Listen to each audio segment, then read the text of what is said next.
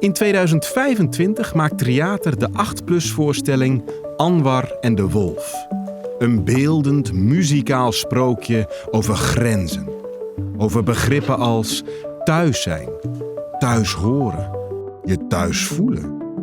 Over de grenzen van de taal en over de grenzeloosheid van empathie.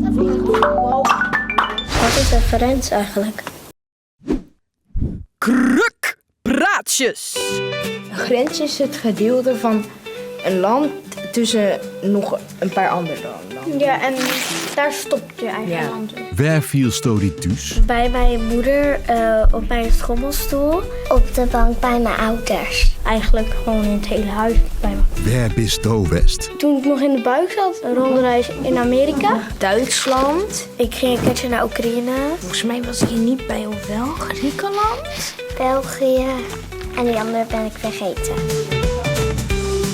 Привет.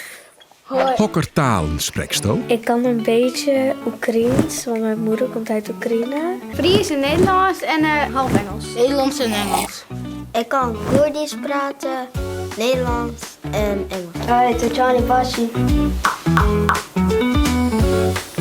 En wat nou als een land geen grenzen zou hebben? Eigenlijk onhandig, want dan in de landen meestal ruzie maken over welk stuk van hun is en welk nou net. Oekraïne en Rusland, die vechten tegen elkaar. Dat dan niet zo was, want dat was het gewoon één stuk. Waarom zijn er eigenlijk grenzen? Zodat er geen slechte dingen worden vervoerd in het land, zoals een pistool. Hoe wist dat hij een oorlog wist? Dat zie ik aan de huisjes. Dus je gewoon een dik en dan is je niet een oorbord bijvoorbeeld die slaan op steert. Kist ek praten zonder woorden?